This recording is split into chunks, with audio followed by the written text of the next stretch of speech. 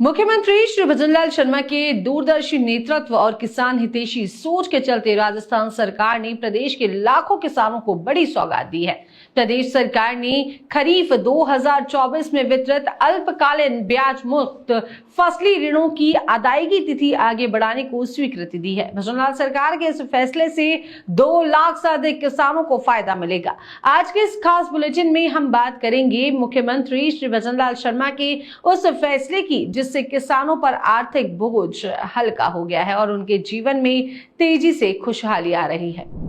सरकार की ब्याज मुक्त अल्पकालिक ऋण योजना का प्रदेश के सैकड़ों किसान लाभ ले रहे हैं, जिससे किसानों को खाद, बीज और खेती के उपकरण खरीदने में अब मदद मिल रही है। अल्पकालिक ऋण योजना के तहत साल में 2 बार ऋण दिया जाता है। पहले खरीफ फसली ऋण चुकाने की आखिरी तारीख 31 मार्च थी। राज्य सरकार ने इसे आगे बढ़ाते हुए किसानों को बड़ा तोहफा दिया है।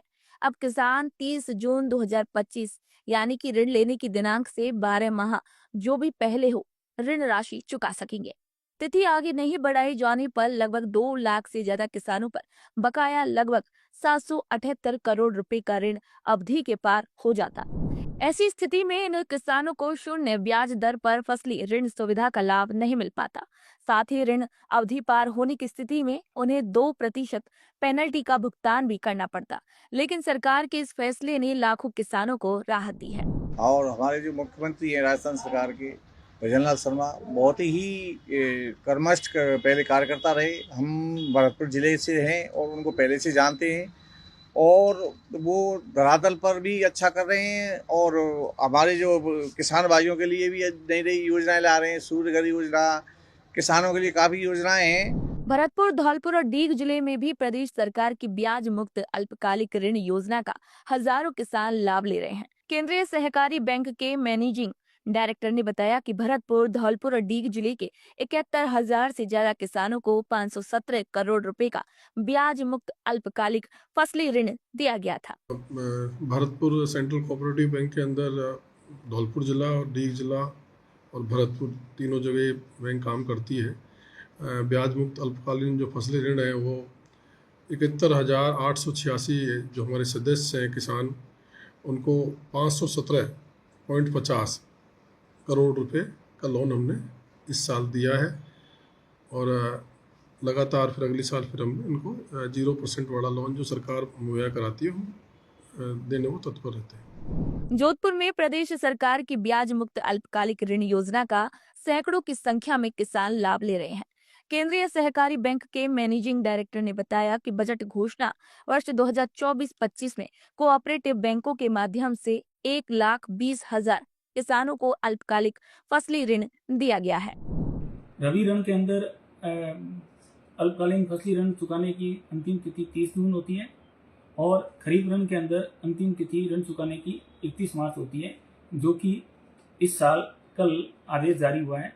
उसके अंदर इस खरीफ ऋण अदायगी की तिथि को बढ़ाकर 30 जून या ऋण लेने की तारीख से 365 दिन जो भी पहले हो वो कर दिया गया है। इस अवधि के अंदर ऋण चुकाने पर ब्याज की सब्सिडी मिलेगी, यानी कि किसानों को किसी प्रकार का ब्याज का भुगतान नहीं करना पड़ेगा और ये किसानों को शून्य ब्याज पे ऋण की लाभ मिलेगा। यदि इस अवधि के बाद ऋण चुकाने पर ब्याज का भुगतान करना पड़ेगा। राजस्थान सरकार ने अल्पकालीन ब्याज मुक्त फसली ऋणों की अदायगी तिथि आगे बढ़ाई है, जिसका फायदा उदयपुर के भी हजारों किसानों को मिला। The Udaipur central cooperative bank limited के एमडी श्री अनिमेश पुरोहित ने बताया कि इस योजना के तहत उदयपुर जिले के 94,000 किसानों को 740 करोड़ रुपए का ऋण वितरित किया गया था। इनमें से 2,200 किसान अब तक अपने फसली ऋण की किस्त जमा नहीं कर पाए थे। सरकार के इस फैसले से इन किसानों को दोबारा बिना ब्याज के ऋण चुकाने का अवसर मिलेगा। वहीं मुख्यमंत्री श्री भजनलाल शर्मा द्वारा लिए गए इस निर्णय से जिले के हजारों किसानों में हर्ष और उल्लास का माहौल है। 740 करोड़ का ऋण वितरण किया गया है और अभी इस फसली चक्र में लगभग 2200 लोग हमारे साग चक्र में आने से शेष रह गए थे। तो राज्य सरकार ने ये ध्यान रखते हुए अवधि है वो 30 जून तक बढ़ाई है ऋण जमा कराने की। तो वो हम प्रयास करेंगे कि उन लोगों को भी पुनः साग चक्र में लाएं।